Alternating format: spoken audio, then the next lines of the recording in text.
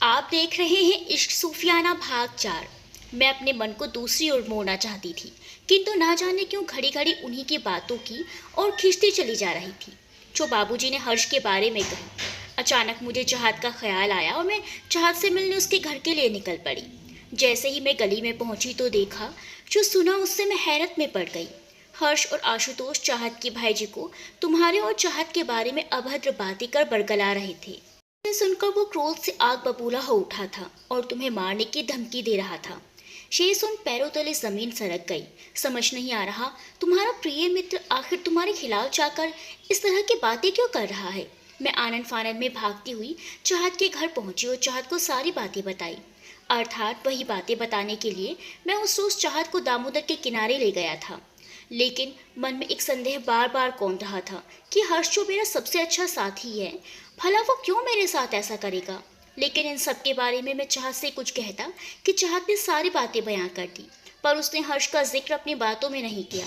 मेरा संदेह और गहरा हो गया। मैं आगे कुछ बोल पाता उससे पहले मेरा हर्ष वो हुआ जिसकी मैं कल्पना भी नहीं कर सकता था।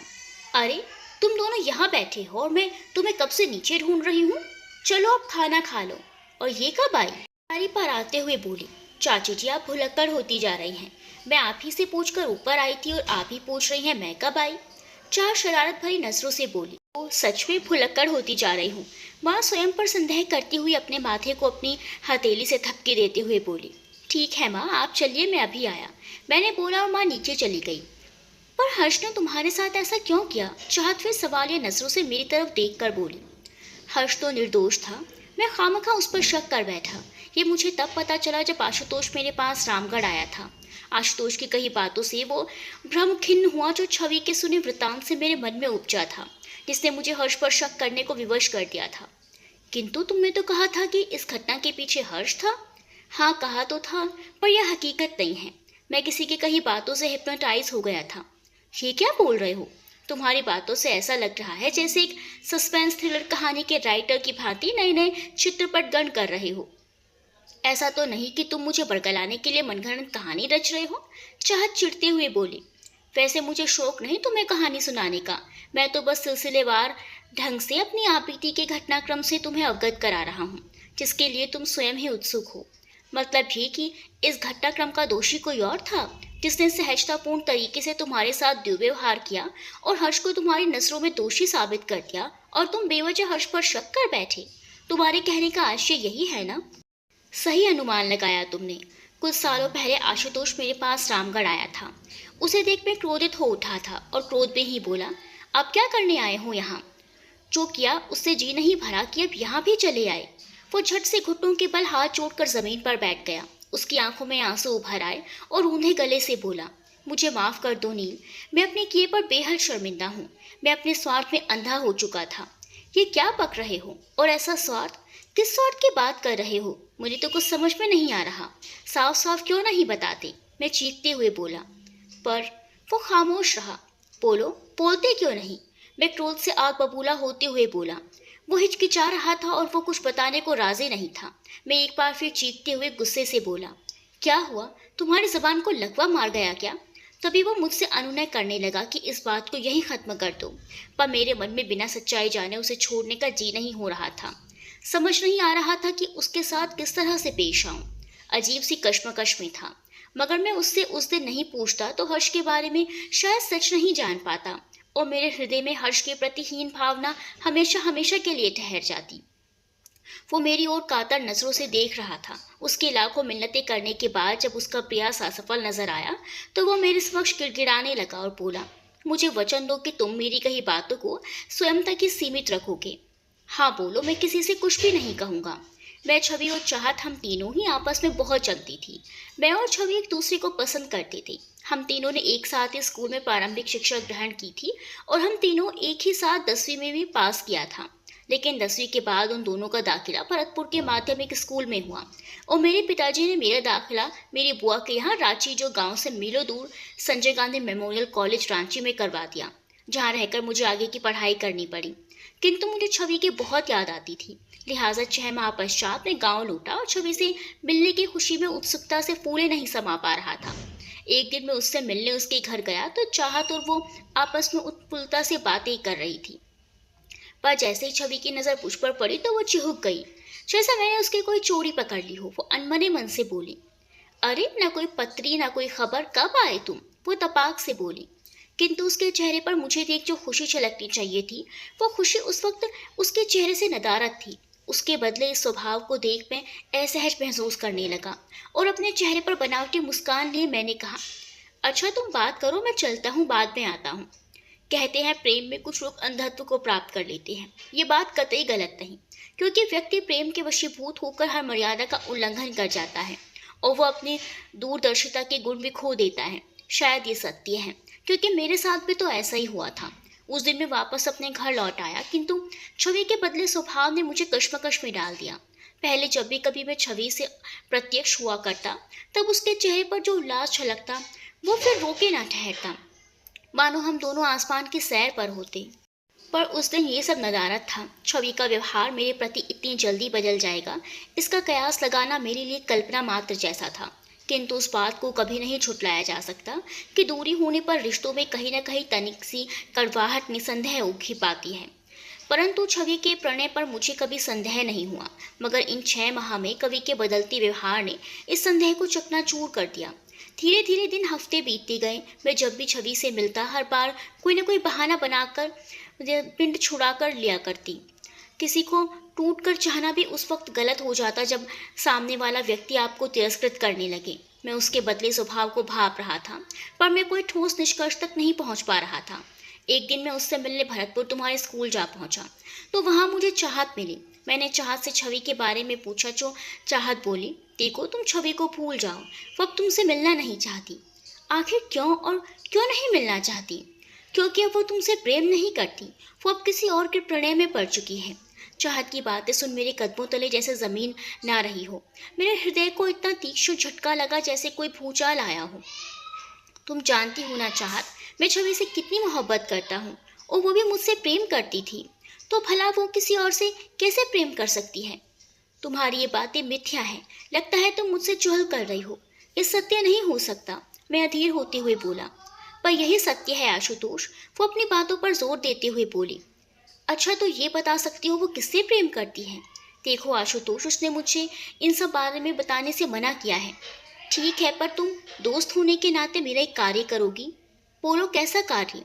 क्या तुम मेरी खातिर कल उसे रामधनी ला सकती हो? बस एक बार मिलकर बात करके बाद में हमेशा हमेशा के लिए उससे दूर हो जाऊंगा। ठीक है, मैं प्रयास करूंगी। अगले दिन मैं रामधनी पेड़ के नीचे चबूतरे पर जा चाहत और छवि की राह ताकने लगा। कुछ क्षण पश्चात छवि और चाहत वहां आ पहुंचे। तभी छवि बेबाकी से बोली, बोलो, क्या बात करनी है मुझसे? चाहत उसके चेहरे को ताक रही थी। तभी मैं चाहत से बोला, क्या तुम हमें कुछ क्षण के लिए एकांत छोड़ सकती हो? चाहत अपना सर हाँ में हिलाते हुए दामोदर के किनारे टहलने लगी। क्या हुआ है छवि तुम्हें? मैंने स्नेह से धीमी आवाज में कहा। अरे हमें क्या होगा, वो बेधड़क बोली। फिर तुम पहले की अपेक्षा आप मुझे इग्नोर क्यों करते हो? कैसा इग्नोर, और ये किस तरह की बातें कर रहे हो? मेरे तो कुछ भी दिमाग में नहीं धंस रही। वो खींचते हुए बोली, छवि मैं तुमसे प्रेम करता हूँ, पर चाहत बता रही है कि तुम मुझसे नहीं किसी और से प्रेम करती हो। इतना सुनते ही उसके चेहरे के भाव कुपित नजर आने लगे। और तभी, ओह, तो इसीलिए तुमने हमें यहाँ बुलाया है? वो अपनी भौं से कोटते हुए बोली। छवि तुम तो जानती हो ना मैं तुमसे कितनी मोहब्बत करता हूँ। मोहब्बत? वो मेरी तरफ अचरज से देखते हुए बोली। हाँ, तुम भी तो करती थी ना, और तुम ये अचरज से मेरी तरफ क्यों देख रही हो? क्या मैंने कुछ गलत कहा? मैंने सहमते हुए कहा। माना हमने पढ़ाई एक साथ की है और तुम मेरे अच्छे मित्र भी थे, पर मेरी मित्रता को तुम प्रेम समझ बैठोगे ये नहीं जानती थी मैं। और जब चाहते तुम्हें बता ही दिया है तो हाँ, ये सच है, मैं तुमसे नहीं नील से प्रेम करती हूँ। वो सहजता से बोली। नील? ये क्या कह रही हूँ? पर वो तो चाहत से प्रेम करता है। मैं हैरानी भरी नजरों से बोला और चाहत की ओर देखने लगा, पर चाहत दूर खड़ी हमारी बातों से अनभिज्ञ हमारी ओर ताक कर मुस्कुरा रही थी। हाँ, ये सत्य है, पर मैं तो नील से प्रेम करती हूँ और मैंने तुम्हें अपना मित्र माना था, किंतु तुम अब उस लायक भी नहीं। और दोबारा अपना चेहरा मुझे मत दिखाना। वो बरसते हुए इतना बोलकर चाहत को आवाज़ दी और वहाँ से तेज कदमों से चाहत के साथ चल दी। मैं खामोशी से खड़ा उसे जाता देख रहा था। मेरी आंखें नम हो चुकी थी, मेरा हृदय छल की आग से सुलग रहा था। मेरा मन अनसुलझी उलझनों के भंवर में धंसता जा रहा था। जब मैंने उससे कहा कि नील चाहत से प्रेम करता है तो उसकी आंखों में तनिक भी उस बात का प्रभाव नहीं पड़ा। मैं समझ नहीं पाया कि ऐसा कैसे हो सकता है, लेकिन मैंने उस वक्त उन बातों को तूल नहीं दिया क्योंकि मैं स्वयं ही ईर्ष्या की आग में दहक रहा था। उसकी बातों से मैं पूरी तरह टूट चुका था। उसके कहे एक एक शब्दों ने मेरे भीतर कुछ टूटकर कांच के मानिंद चुभने लगा था।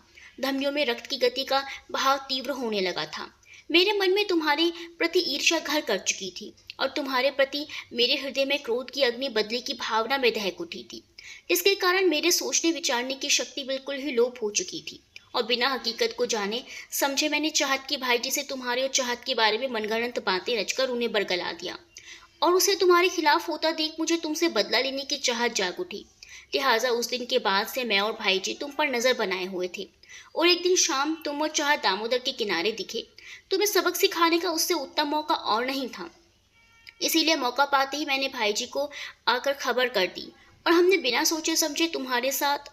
प्लीज मुझे माफ कर दो नील, वो कहते हुए फुफक पड़ा। उसे बिलखता देख ना जाने क्यों मुझे उसके प्रति हमदर्दी सी होने लगी, किंतु मन में एक टीस अभी भी जीवित थी और वो थी चाहत के साथ उसका किया अभद्र व्यवहार, जो इस घटना के दिन चाहत ने कही थी। तभी मैंने उससे पूछा, पर छवि के कथन अनुसार हर्ष भी तुम्हारे साथ शामिल था। हर्ष? कौन हर्ष? आशुतोष चौंकते हुए बोला। हर्ष को नहीं जानते तुम? मैंने कहा, नहीं, मैं किसी हर्ष को नहीं जानता। वो बेझिझक बोला। अच्छा, फिर तुमने चाहत के साथ अभद्रता क्यों की? ये कदाचित सत्य नहीं, भला मैं उसके साथ क्यों अभद्रता करने, उसके क्या बिगाड़ा था? वो अपनी आंखें पोंछते हुए बोला। किंतु चाहत ने मुझसे कहा था। पर ये तो तुम्हें चाहत या फिर छवि ही बता सकती है। और ये हर्ष कौन है? वो हैरानी से बोला। हर्ष जिससे छवि प्रेम करती है। इसका मतलब छवि ने झूठ बोला कि वो तुमसे प्रेम करती है। वो आश्चर्य से मेरे चेहरे को ताकते हुए बोला। अब ये तो छवि ही बता सकती है, मैंने कहा। पर उसकी खबर तो तब ना जब इस घटना के पश्चात। छवि को मैंने आज तक नहीं देखा और वैसे भी मुझे गांव गए कुछ अरसा बीत गया। उसके वृतांत को सुन मेरे मन का सारा क्रोध शांत हो चुका था और फिर उस दिन के बाद से मैंने उसकी कही बातों को अपने हृदय के भीतर एक कोने में जज्ब कर लिया, कहीं ना बाहर लाने को। पर तुमसे आज वो सारी बातें मुझसे उगलवा ली। साथ साथ आशुतोष के साथ किया वचन भी टूट गया। अरे कैसे इंसान हो तुम? उसने तुम्हारे जिंदगी में भूचाल ला दिया और तुम हो कि उसके किए वचन को महत्व दे रहे हो। उसकी कही एक बात को शायद तुमने गौर नहीं किया। कौन सी बात? यही कि प्रेम के वशीभूत होकर इंसान हर मर्यादा उल्लंघन कर जाता है। और ये बिल्कुल सत्य है। प्रेम में पड़े इंसान की विचरने की क्षमता, तर्क शक्ति सब कुछ लोप हो जाती है। वैसे भी उसे अपने किए पर खेद था और वो अपने किए की माफी भी तो मांग चुका था। पर प्रेम तो तुमने भी किया था ना नील?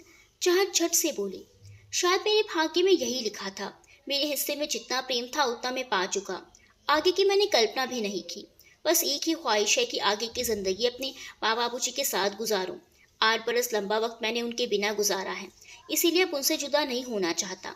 क्योंकि ये फिल्मी जीवन नहीं है, इसका मैं बदला लूँ वो ये मेरे लिए आसान नहीं।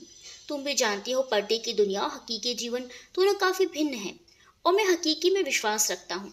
तुम्हारे अतीत के जुड़ी इन घटनाओं से तो ये साफ हो गया कि इस पूरे घटनाक्रम के पीछे छवि का हाथ है। पर उसने ऐसा क्यों किया? शायद इसीलिए कि वो सच में मुझे पसंद करती होगी, किंतु मैं तो चाहत के पीछे पागल था और यही बात छवि को नापसंद होगी, इसीलिए उसने ये सब खेल रचा और चाहत और मेरे बीच गलतफहमियां पैदा की। किंतु अब मुझे इस गुजरे कल के बारे में जानने की जिज्ञासा नहीं। अरे कैसे इंसान हो तुम? तुम्हारे साथ इतना कुछ घटा और तुम हो कि। वो इतना ही बोल पाई कि मैं उसे बीच में रोकते हुए बोला। मेरी माँ और बाबूजी से बढ़कर कोई नहीं मेरे लिए इस जगत में, और आगे बचे जीवन के शेष दिनों को मैं माँ बाबूजी के साथ समर्पित करना चाहता हूँ। क्या तुम्हें चाहत के सानिध्य होने का जी नहीं होता? वो मासूमियत से मेरी आंखों में झांक कर बोली। जब भी चाहत के बारे में सोचता हूँ तो मेरे मन में एक अजीब सा तुन पैदा होने लगता है, जो मेरे लिए निर्णय कर पाना बेहद मुश्किल लगता है। किंतु जब भी मैंने माँ बाबूजी से स्नेह और चाहत के प्रेम को अंतस की तुला पर तोला, तब माँ बाबूजी का पलड़ा हमेशा ही भारी नजर आया। और फिर ऐसे प्रेम के क्या मायने जिसमें इतने सालों तक मेरी सुध ना ली हो। खैर, माँ बाबूजी का साथ मेरे लिए सबसे बड़ी नेमत है और उनका सम्मान मेरे लिए सबसे बड़ी उपासना। यार, तुम तो माँ बाबूजी के अच्छे बेटे निकले, पर ब्याह तो करोगे ना, या फिर बैरागी जीवन यापन करोगे? वो ठिठोली करते हुए बोली। नील, तुम अभी तक यहीं बैठे हो और ये छिपकली तुम पर क्या जादू टोना कर रही है जो तुम्हें वहां से उठने नहीं दे रही? माँ मुस्कुराते हुए बोली। अरे चाची जी, नील का ब्याह हमसे करा दीजिए, फिर कोई जादू टोना नहीं करेंगे हम। वो शरारत से हंसते हुए बोली। उसकी बातें सुन मैं लज्जा से पानी पानी हो गया। तभी माँ बोली, स्वयं के ब्याह की बात करते हो तुझे लज्जा नहीं आती? चाची आप बस नील से हमारा ब्याह करवा दो, फिर हमें निर्लज बेहया जो भी कहना है या फिर जो जी में आए वो उल्हाना देते रहना, हमें मंजूर होगा। वो कहकर हंस दी। माँ स्नेह से उसके कान खींचते हुए बोली, हमें ये छिपकली पसंद है, क्या कहते हो नील? माँ मेरे चेहरे की ओर ताक कर अपनी वो ऊपर नीचे करती हुई बोली। आप भी माँ इसकी बातों में आ गई। मैं चिढ़ते हुए बोला। अपने घर की दूसरी मंजिल की बालकनी में चाय का प्याला लिए बेसुध टहल रही थी। उसके चेहरे पर मंद मंद मुस्कान छितराई हुई थी। बालकनी में आगे गिरीश की नजर चाहत पर पड़ी, जिसे देख गिरीश ताज्जुब में पड़ गए और वहीं थमक गए और अपने मस्तिष्क पर जोर डालते हुए मन ही मन बुदबुदाए। आखिर क्या वजह है जो आज चाहत सुबह सुबह इतनी खुश नजर आ रही है? वो बुदबुदाते हुए समीप जा पहुंचे, जिन्हें एकाक देख चाहत थोड़ी चिहुक गई और अपने आप को सजग करते हुए बोली, गुड मॉर्निंग पापा, और मुस्कुरा दी। मॉर्निंग बेटा, क्या बात है, आज हमारी बिटिया हर दिन की अपेक्षा ज़्यादा ही खुश नजर आ रही है। वो स्नेह से उसे आलिंगन में भरते हुए बोले। अरे पापा वो क्या है कि, वो इतना कह पाई तभी पीछे से उसकी माँ सुनैना आ पहुंची। अरे क्या बात है, क्या खिचड़ी पक रही है दोनों बाप बेटी में?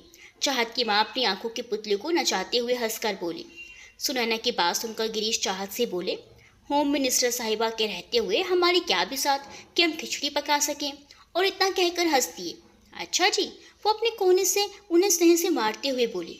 माँ पापा आप लोगों से कुछ बात करनी है, चाहत बोली।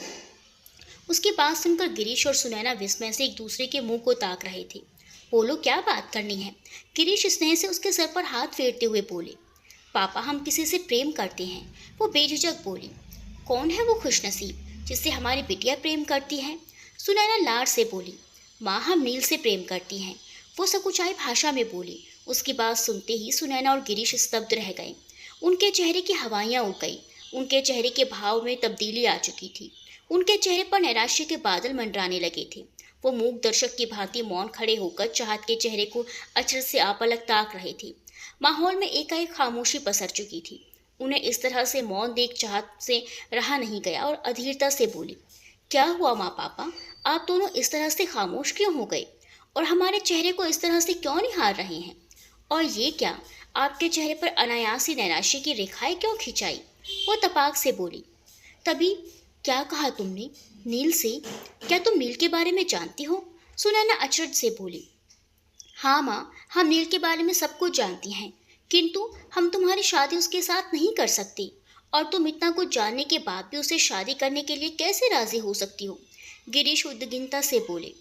पापा उसमें बुरा क्या है, वो एक नेक दिल है और अच्छे विचार वाला भी है, और हमें उसके अतीत से क्या लेना देना? माना कि वो पहले किसी चाहत नाम की लड़की से प्रेम करता था, पर वो अब उसके जिंदगी से परे है, तो इसमें कोई बुराई नहीं है, और वैसे भी हम उसके बिना जी नहीं पाएंगी। माँ तुम ये क्या अनाप शनाप बातें कर रही हो? तुम्हें पता है वो डेमेंशिया मनोभ्रंश से ग्रसित है, और जिसे अपना अगला पिछला ठीक से याद नहीं रहता हो, वो रोगी जो मनगढ़ंत पटकथा सुनाता रहता है, जिससे वो अपना अतीत, अपने सगे संबंधी सब कुछ भूल गया, यहाँ तक कि कभी कभी उसे ये तक ज्ञात नहीं होता कि वो कहाँ है। बड़े बड़े डॉक्टर, बड़े बड़े वैद्य ने उसका उपचार किया, सैकड़ों मिन्नतें दुआएं की, किंतु उसके स्थिति में सुधार नहीं आया। लिहाजा उसके माँ बाप ने उसे रामगढ़ स्थित उनके किसी रिश्तेदार के पास छोड़ दिया, ये सोचकर कि वो गांव के माहौल से निकलकर थोड़ा उभर पाए। धीरे धीरे समय बीता और उसकी स्थिति में सुधार तो जरूर आया, पर वो परिपूर्ण रूप से अभी भी स्वस्थ नहीं है। वो अभी भी अपनी मनगढ़ंत कहानियों को अपना कल और आज समझकर जीता है। तुम्हें उससे प्रेम है? गिरीश खींचते हुए बोले। उनकी बात सुनकर चाहत अवाक रह गई। उसका देह जड़वत हो गया, चेहरे की खुशी बिल्कुल ही लोप हो गई। एक बार फिर से माहौल में सन्नाटा पसर गया। उसकी आंखों में नमी उभर आई। वो अपने आप को सजग करते हुए बोली, पर ये कैसे? तभी सुनैना उसके कंधे पर स्नेह से हाथ रखते हुए बोली। बात कुछ सब बरस उपरांत की है। उसकी एक दोस्त थी जिसका नाम चाहत था। उन दोनों में काफ़ी घनिष्ठ दोस्ती थी। नील चाहत से प्रेम करता था, पर चाहत इस बात से बेखबर थी, और नील कभी अपना प्रेम चाहत के समक्ष प्रकट नहीं कर पाया। और एक दिन चाहत की शादी हो गई, और शादी के पश्चात चाहत अपने ससुराल चली गई। वो उसकी जुदाई को सहन नहीं कर पाया। उसकी शादी के बाद वो टूट सा गया और हर घड़ी गुमसुम सा रहने लगा। ना किसी से बोलना, ना ही किसी के पास उठना या बैठना। उसकी जुदाई का असर उसके मस्तिष्क पर बोझ बनकर बैठ गया। वो एक पागलों की भांति व्यवहार करने लगा। कई दिनों तक उसका उपचार रांची स्थित एक अस्पताल में हुआ। सारा दिन सारी रात वो पलक एक ही दिशा में मुंह करके ताकता रहता। उसे डॉक्टरों ने काफ़ी पावर की नींद की दवाइयाँ दी जिससे उसे नींद आ सकी, परंतु उन दवाइयों का उसके ऊपर कोई असर नहीं हुआ। लेकिन उन दवाइयों से ज़्यादा सेवन से उसके दिमाग पर असर हुआ। ये आप क्या कह रही हैं माँ? वो चौंक कर बोली, जैसे उसके भीतर कुछ टूट कर बिखर रहा हो। नील के संग थोड़ी ही तो अभी पल बिताए थे उसने उल्लास के। अभी तो नील से अपने प्रेम निवेदन की स्वीकृति दिलानी थी कि इस नए रहस्य उद्घाटन से चाहत के अंतस को वेदना की गहरी काली छाया अपने आगोश में खींचने लगी। उसकी आंखों से झरझर लोर बहने लगी। ये सच है, प्रेम इंसान के जीने से मरने तक का सबब बन जाता है। हाँ बेटा, यही सत्य है। इस तरह लोभ बहाने से क्या होगा? सुनैना लाड से उसके आंसुओं को पोंछते हुए बोली। माँ की बातें सुन वो दंग रह गई। नील का मुस्कुराता चेहरा उसकी आंखों के सामने चलचित्र की मानिंद दौड़ने लगा। वो शून्य में ताक रही थी और मन ही मन अपने आप को कोस रही थी कि वो कितनी अभागिन है। अभी तो उसके अंतस में नील के नाम की कोपली फूट ही रही थी। बीमारी की सुनामी में वो कोपली अपना दम तोड़ने लगी। उसकी आंखों से लोर के बहने की गति बढ़ती जा रही थी। उसके इस तरह आंसू छलकते देख सुनैना और गिरीश का हृदय पसीजने लगा। वो अपनी आंखों को उसकी चुनरी से पोंछते हुए बोली, क्या कोई किसी को इतनी हद तक प्रेम कर सकता है और अपनी प्रेमिका से बिछड़कर उसकी ऐसी हालत हुई होगी? हमें तो इस बात का कतई भी अनुमान नहीं। जिस तरह से वो मेरे साथ उस दिन बस में था और उसके बाद भरतपुर से गांव तक साथ आया, हम तो सोच रही थी कि वो हम सबकी तरह आम इंसान है। और जिस तरह से उसने स्वयं के अतीत के बारे में जब हमें बताया, उसे तो ऐसा लग रहा था जैसे सच में उसके साथ वैसे ही घटा हो। लेकिन उसकी स्थिति जानने के बाद भी हमारे भीतर का प्रेम उसके प्रति कम होने की बजाय बढ़ता ही चला गया। परंतु वो दिमागी तौर पर स्वस्थ नहीं है, इस बात से हम बिल्कुल ही अनजान थी। हाँ चाहत, ये सच है, सुनैना रूंधे गले से बोली। किंतु माँ, वो हमारी दुनिया है, हम उसके बिना जीवित नहीं रह पाएंगी। वो फुफकते हुए बोली। बेटा, वो एक ऐसी नाव का मल्लाह है जिसकी नाव में छेद है, जो स्वयं तो डूबेगा और संग में तुम भी उस पर सवार होने वाले को भी डूबेगा, जो तुम स्वयं भी जानती हो। गिरीश सहजता से बोले। पापा, हम आपकी बात से सहमत हैं। माना कि वो ऐसा मल्लाह है जिसकी नाव में छेद है और माना वो पार नहीं कर पाएगा, फिर भी हम उसकी नाव पर सवार होना चाहेंगे, कभी ना उतरने को, चाहे उसका परिणाम स्वयं की जान ही क्यों न गंवानी पड़े। हम उसके संग डूब जाएंगी, पर उतरना हमें गवारा नहीं। और आप लोग ये क्यों भूल रहे हो कि उसके माँ बापूजी कितने भले इंसान हैं? वो भी उसके साथ हैं और हमारा मन कहता है कि उनकी दुआएं कभी विफल नहीं हो सकती। अगर ईश्वर की कृपा रही तो शायद सब कुछ ठीक हो जाएगा। वो आस भरी नजरों से सुनैना के चेहरे को ताक कर बोली। ये तुम नहीं, तुम्हारा उसके प्रति अथाह प्रेम बोल रहा है। मैं जानती हूँ नील के माँ बाबूजी अच्छे और कुशल व्यवहार वाले लोग हैं। काफ़ी इबादतें की हैं उन्होंने उसकी खातिर, किंतु हम उम्मीद पर तुम्हें उसे सौंप नहीं सकते। रही बात उसके माँ बाबूजी की, तो जीवन में तुम्हें उनके सहारे की नहीं, नील के सहारे की बिताना होगा। और नील जो शादी के बाद अगर तुम्हें ही भूल जाए तो क्या होगा बेटा? इस बात पर तुम्हें विचार करना होगा, सुनैना सहजता से बोली। उनकी बातें जैसे ही खत्म हुई तभी एम्बुलेंस की गाड़ी का सायरन सुनाई पड़ा। गिरीश हैरानी से सुनैना के मुंह की ओर ताके और नीचे सीढ़ियों से उतरकर दरवाजे की ओर तेजी से लपके। उनके पीछे पीछे सुनैना और चाहत भी दौड़ी। गिरीश जैसे ही दरवाजे के बाहर आए तो सामने देखा लोगों की भीड़ उमड़ी हुई थी। वो भी तिवारी जी के मकान के आगे। वो आनन फानन में भीड़ को दरकिनार करते हुए गाड़ी के समीप जा पहुंचे, जहां नील को स्ट्रेचर पर लाद कर एम्बुलेंस में चढ़ाया जा रहा था। वो कुछ जानने की कोशिश करती कि उससे पहले एम्बुलेंस वहां से रवाना हो गई।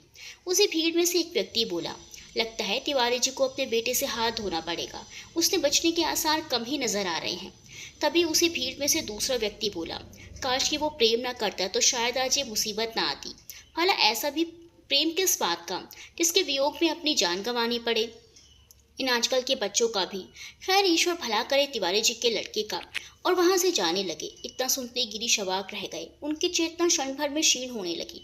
वो स्तब्ध से खड़ी जाती हुई उस एम्बुलेंस को निहारते रहे। तभी अपने आप को सजग करते हुए बोले, अरे अरे महाशय, जरा सुनिए। उस व्यक्ति को आवाज दी। अरे सरपंच जी, राम राम, कैसे हैं आप? राम राम, हम तो ठीक हैं, पर तिवारी जी के लड़के को क्या हुआ? अरे सरपंच जी, होना क्या है, वही पहले वाली बीमारी का असर है। ना जाने ये बच्चे प्रेम क्यों करते हैं। भला ऐसा प्रेम किस बात का जिसमें स्वयं की सुध ही ना हो। अटारी पर टहल रहा था, अचानक टहलते टहलते नीचे गिर पड़ा। वो व्यक्ति बोला। तभी चाहत उनके निकट पहुंची और बोली, कौन था पापा? नील? गिरीश सहमे हुए स्वर में बोले, नील? क्या हुआ पापा नील को? चाहत हड़बड़ाते हुए बोली। वही जिसका हमें भय था। वो इस तरह से उसके कंधे पर हाथ रखते हुए बोले। उसे यकीन नहीं हुआ जो नील कल उसके साथ में सही सलामत था वो आज एम्बुलेंस में, किंतु उसे छुटलाया भी नहीं जा सकता। पापा हमें उससे मिलना है, हमें ले चलिए उसके पास, वो रोंदे हुए गले से बोली। नील के प्रति प्रेम की प्रतिक्रिया को चाहत के अंतस में पहले से जागृत हो चुकी थी, किंतु अब उस प्रेम के साथ श्रद्धा की भावुक प्रतिक्रिया भी प्रारंभ हो गई। लेकिन पिता गिरीश को नील चाहत के रिश्ते को मंजूरी देने का साहस नहीं हो रहा था।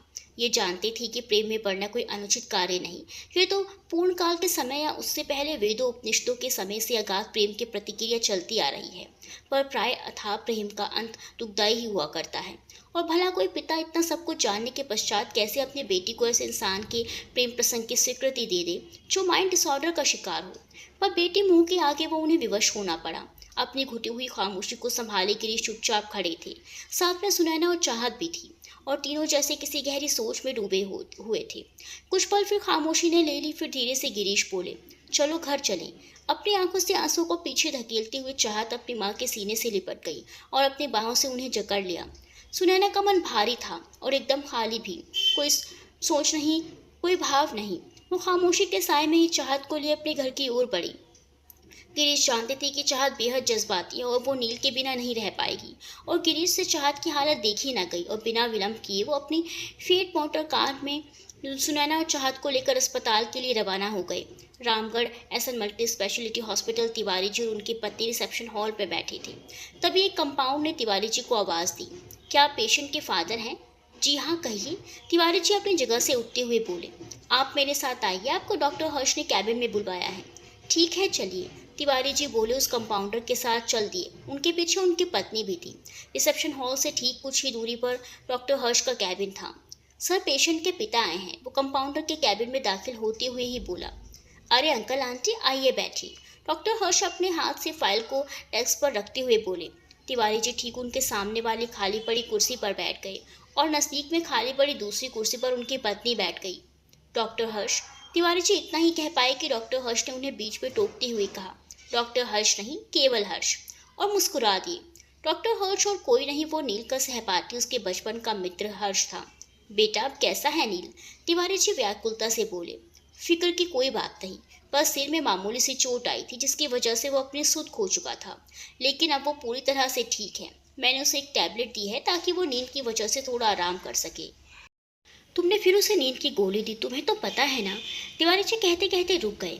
अरे अंकल, आप घबराए नहीं, उसकी स्थिति अब नॉर्मल है और पहले की अपेक्षा उसमें काफ़ी सुधार आया है। और ताज्जुब की बात यह है कि जब वो अंतिम बार यहाँ आया था तो वो कुछ बहकी बहकी बातें कर रहा था, पर अभी वो एकदम नॉर्मल है।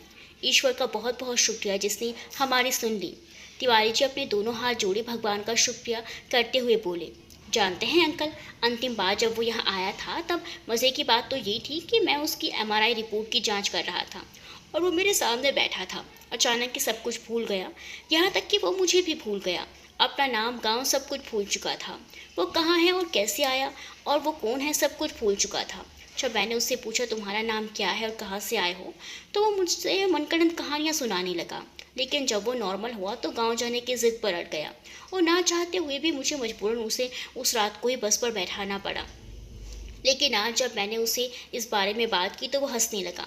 पर आज जब मैंने उससे कहा कि शायद ही ब्याह करके सेटल हो जाओ, तुम्हें देख रेख करने के लिए एक हमदम की आवश्यकता है, तो वो मुस्कुराया और फिर से चाहत का जिक्र करने लगा। वो बोला अब चाहत को नहीं जाने देगा। उसके मुंह से चाहत का नाम सुनकर मैं स्तब्ध रह गया। फिर मैंने उससे इस विषय पर बात करने उचित नहीं समझा और उसे न्यूट्री स्लीपेज देकर आराम करने को कह दिया। बेटा, क्या वो पूरी तरह स्वस्थ हो जाएगा? नील की माँ अपने मौन को तोड़ते हुए बोली। वो पूरी तरह से स्वस्थ हो जाएगा ये तो मैं नहीं कह सकता आंटी, मगर आपका स्नेह और ऊपर वाले की रहमत रही तो शायद कुछ करिश्मा हो जाए। बेटा, कुदरत ने अपना करिश्मा तो कर दिया है, अब बस। तिवारी जी इतना ही बोल कर चुप हो गए। मतलब मैं समझा नहीं, हर्ष अधीरता से बोला। मतलब ये कि जिस दिन वो तुम्हारे पास गांव के लिए लौट रहा था तो बस में उसकी मुलाकात चाहत नाम की एक लड़की से हुई। वो अपने ही गांव की सरपंच गिरीश की मुखिया की बेटी है। और उस दिन के बाद उन दोनों की घनिष्ठता धीरे धीरे बढ़ती चली गई और उसके साथ मिलकर वो बेहद प्रफुल्लित रहने लगा, मानो जैसे उसकी वीरान से जिंदगी में खुशियां फिर लौट आई हों। एक दिन जब मैं खेतों से लौटा तब नील की तबीयत खराब हो गई थी। उसे ताप आ चुका था, पर मैं इस बात से बेखबर था और नील के कमरे की ओर बढ़ गया। मैं जैसे ही दरवाजे के पास पहुंचा तो वहां भीतर के दृश्य को देखकर आश्चर्यचकित हो गया। मेरी आंखें छलक आई, मैं पूरी तरह से मन ही मन द्वित हो उठा। वो वहीं दरवाजे से लगाकर दरवाजे की ओर में खड़ा हो गया और सामने के दृश्य को देखने लगा। मैंने देखा नील अपने बिस्तर पर अचेत लेटा हुआ है और चाहत उसके सर पर स्नेह से पानी की पट्टी कर रही है। उसके स्नेह का फलक इतना विस्तृत, इतना विशाल और इतना गहरा था कि मेरी जगह कोई और भी इस दृश्य को देखता तो आश्चर्यचकित रह जाता। लेकिन मैं खुश था कि उसकी फिक्र अब हमारे साथ साथ चाहत को भी है। पर मन कई ऐसे सवाल उमड़ने लगे जिनका जवाब मैं स्वयं भी जानता था, और जो नहीं जानता था वो ये कि चाहत को अगर किसी बीमारी के बारे में पता लगेगा तो उस पर क्या बीतेगी। इतना बोलकर तिवारी जी चुप हो गए। ये तो बड़े इत्तेफाक की बात है, फिर से वही नाम चाहत। तो क्या वो लड़की उसकी सच्चाई से वाकिफ नहीं? हर्ष असुर्य से बोला, यही तो कुदरत का करिश्मा है, और शायद अब तक वाकिफ भी नहीं थी बेटा। तिवारी जी बोले। उनकी बातों का सिलसिला भी जारी था। इधर गिरीश अपनी मोटरसाइकिल कार से सुनैना और चाहत के संग हॉस्पिटल के बाहर पहुंच चुके थे। गिरीश ने अपनी कार पार्क की और जैसे ही चाहत कार से बाहर उतरी तो चौंक कर मन ही मन बोली, तो वही एसएन मल्टी स्पेशलिटी हॉस्पिटल है जिसका जिक्र नील ने किया था। और तेजी से हॉस्पिटल के भीतर पहुंची। उसकी आंखों में नमी अभी भी मौजूद थी। रोने की वजह से उसकी आंखें सूजी हुई थी और वो तेजी से बढ़ती जा रही थी। उसके पीछे पीछे गिरीश और सुनैना ने हर्ष के कैबिन की तरफ इशारा करते हुए कहा, जहां तिवारी जी अपनी पत्नी और डॉक्टर हर्ष के साथ बाहर निकलकर अभी भी बातें कर रहे हैं। चाहत तेज कदमों से उस दिशा में बढ़ी और पहुंचती हड़बड़ाते हुए बोली, नील अब कैसा है? तिवारी जी पीछे मुड़े तो देखा उनके सामने चाहत खड़ी है, जिसके चेहरे पर निराशा के बादल मंडरा रहे हैं और आंखें सूजी हुई हैं, जैसे वो खूब रोई हो। वो विस्मय ही बोल पड़े, अरे तुम यहाँ, और ये क्या, तुम्हारी आंखों को क्या हुआ? हाँ, वो आंखों में थोड़ा कचरा फंस गया था। अब नील कैसा है? चाहत अधीरता से बोली। वो ठीक है, तिवारी जी बोले। इतना सुनकर चाहत के चेहरे पर जो निराशा की काली बदरी फैली हुई थी वो अब धीरे धीरे लोप होने लगी थी। लेकिन तुम यहाँ कैसे आई हो बेटा, और तुम इतनी परेशान क्यों हो? तिवारी जी आश्चर्य से बोले। माँ और पापा के साथ आई हूँ, वो रहे इधर ही आ रहे हैं। वो अपनी आंखें साफ करते हुए बोली। नील की माँ उसकी हालत को भांप चुकी थी। अरे बेटा, तेरे नील को तेरे रहते भला कुछ हो सकता है क्या? नील की माँ उसे गले से लगाकर उसके सर को सहलाते हुए बोली। तभी गिरीश और सुनैना पहुंचे। अरे सरपंच जी, आपने यहाँ आने का कष्ट क्यों किया? तिवारी जी बोले। पहले ये बताइए नील कैसा है? वो जवाब न देकर प्रश्न करते हुए बोले। वो ठीक है, सर पर चोट का जख्म है, फिलहाल वो आराम कर रहा है। किंतु आपने यहाँ आने का कष्ट? तिवारी जी इतना ही कह पाए कि उनकी बातों को बीच में रोकते हुए गिरीश बोले। अरे भाई साहब, इसमें कष्ट की क्या बात है? ऐसे समय में भला अपनों का साथ ना हो तो हमारे अपनेपन का क्या लाभ है? यहाँ आने के लिए हमारी बेटी और आपकी बहू ने हमें बाध्य किया। गिरीश चाहत की तरफ देखते और मुस्कुरा दिए। इतना सुनते ही चाहत झेप गई। उसके चेहरे पर हंसी की प्रतीत फूलने लगी। सरपंच जी, आप तो जानते हैं ना उसकी बीमारी का, फिर भी ऐसे बातें कर रहे हैं। तिवारी जी मुरझाए हुए स्वर में बोले। क्या करें तिवारी जी, आखिर हमारी बेटी का जो सवाल है। गिरीश उनके कंधे पर हाथ रखते हुए बोले और मुस्कुरा दिए। हर्ष मूक दर्शक की भांति ये सब खड़ा देख रहा था। खैर छोड़िए, हमें अभी नील से मिलना है। चाहत आतुरता से बोली। बेटा, पहले तुम्हें इनसे अनुमति लेनी होगी। ये हमारे नील के डॉक्टर और उसके बचपन के दोस्त हर्ष हैं। तिवारी जी सहजता से बोले। ओह हेलो डॉक्टर हर्ष, वैसे आपका जिक्र मैं नील से सुन चुकी हूँ। वो थोड़ी हैरानी से बोली और हंस दी। हर्ष ने भी उसका अभिवादन किया और बोला, कैसा जिक्र? चाहत हंसते हुए बोली, उसके मनगढ़ंत किस्सों में। ओह अच्छा। वो इतना बोला और ठाके लगाकर हंस दिया। इसका मतलब आप भी उसके मनगढ़ंत किस्से से वाकिफ हो चुकी हैं। हर्ष मुस्कुराते हुए बोला। भला कोई इतना सटीक कैसे सोच सकता है? चाहत झट से बोली। चाहत और हर्ष को आराम से बतियाते देख गिरीश और तिवारी जी वहां से रिसेप्शन की ओर बढ़ गए, साथ में नील की माँ और सुनैना भी। ये तो शायद वही ही बता सकता है, पर आप ये सब जानते हुए उससे प्रेम करती हैं, ये कैसे? वो सहजता से बोला। ये तो मैं नहीं जानती ये कैसे हुआ, पर इतना ज़रूर है कि प्रेम की भावना इतनी प्रबल होती है कि वो हमारे भीतर इतना स्नेह भर देती है कि हमारे प्रेमी के खामियां और उसके नकारात्मक प्रविष्टि के भाव को मिटा देती है। वैसे ही जैसे रोशनी में अंधकार नहीं टिकता, जब प्रेम, प्रसन्नता, शांति और हमारे अंतस में भर जाता है तो वो सब कुछ बिसर जाता है। उसने बड़ी सरलता से हर्ष से कहा। खामोशियों ने वक्त को अपनी आगोश में लपेट लिया। तभी चाहत चहलकदमी करते हुए दोनों रिसेप्शन की ओर बढ़ चले। कुछ देर पश्चात रिसेप्शन में मौजूद तीनों चाहत के परिजनों के साथ वो सब नील के कमरे में दाखिल हुए, जहां नील को रखा गया था। नील अपने पलके मूंदे बेड पर लेटा हुआ था। पर जैसे ही सब उसके समीप पहुंचे उसने अपनी पलकें होले से खोली और सामने सबको देखकर वो हर्षद हृदय खो उठा। उसके चेहरे की मुस्कान ने सबके अंतस के अवसाद को एक हंसी की प्रीत में बदल दिया। तभी हर्ष चुहल करते हुए बोला, क्यों मिस्टर गजनी, अब कैसा लग रहा है? और हंस दिया। नील ने मासूमियत भरी नजरों से उसकी ओर देखा और मुस्कुरा दिया। जहाँ सामने बेड पर लेटे नील को कुछ क्षणों तक आपलक निहारती रही और नील की व्यथा के बारे में सोचती रही। उसके मन में उठ रहे सवाल की छाप उसके चेहरे पर उभर आई थी, जिसे देख नील मुस्कुराते हुए बोला, क्या सोच रही हो चाहत? कुछ भी तो नहीं, वो सहजता से बोली और मंद मंद मुस्कुरा दी। तभी तिवारी जी बोले, डॉक्टर हर्ष, क्या हम नील को घर ले जा सकते हैं? हाँ, नील आज ही घर जा सकता है, बस एक फाइनल चेकअप करना है, इसलिए उसे अलग कमरे में रखा गया है। बस डिस्चार्ज समरी तैयार करनी है, उसके बाद ये घर जा सकता है। और अगले 1 हफ्ते तक इसे कंप्लीट बेड रेस्ट की ज़रूरत है। और हाँ, उसे चेकअप के 2 दिन बाद एक बार फिर लाना होगा, क्योंकि इससे जख्मों की ड्रेसिंग करनी होगी। इतना कहकर डॉक्टर हर्ष कमरे से निकलकर अपने कैबिन की ओर चल दिए। तो अब हमें भी बाहर निकलना चाहिए, नील की माँ मुस्कुराते हुए बोली। उनके शब्दों में चहलपन था, इसकी छाप चाहत के चेहरे पर स्पष्ट झलक रही थी। सब मुस्कुराते हुए कमरे से बाहर निकल गए।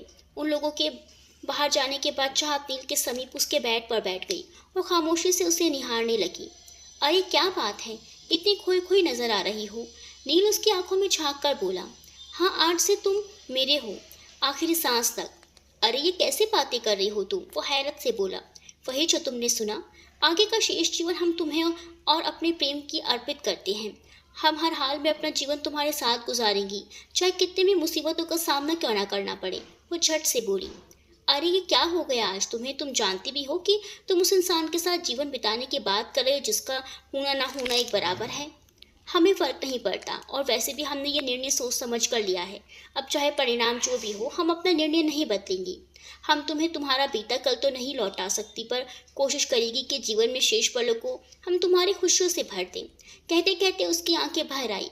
नील उसकी मासूम आंखों को अपने हाथों से साफ करते हुए बोला, अरे मेरे अंदर तुम्हारे प्रति प्रेम नाम की आहुति तो उसी दिन पनप चुकी थी जिस दिन मैंने तुम्हें पहली बार देखा था, पर वो साहस नहीं था मुझ में। और मैं नहीं कहता कि अपनी चाहत की खातिर मैं तुम्हें हंसते खिलखिलाते जीवन को तहस नहस कर दूं और मैं अपने प्रेम की खातिर स्वार्थी हो जाऊं। ये मेरा ज़मीर मुझे इस बात की इजाज़त नहीं देता। कैसा ज़मीर? वो अधीरता से बोली। एक चाहत से प्रेम का इजहार ना करके मैंने स्वयं को पीड़ा के भंवर में जज्ब कर लिया, और अब तुम्हारे प्रेम को स्वीकार कर मैं अपने साथ तुम्हारे जीवन में पीड़ा नहीं घोलना चाहता, क्योंकि मैं एक ऐसा इंसान हूँ जिसे स्वयं की सुध नहीं होती, तो भला तुम्हारा क्या ख्याल रखूंगा। हमें पता है तुम किसी के बिछोह में तड़पे हो बहुत, पर अब तुम्हें ईश्वर की मर्जी समझकर अपनी जिंदगी हमें सौंपनी होगी, नहीं हम तुम्हारा ख्याल रखेगी। वो नरजते शब्दों में बोली।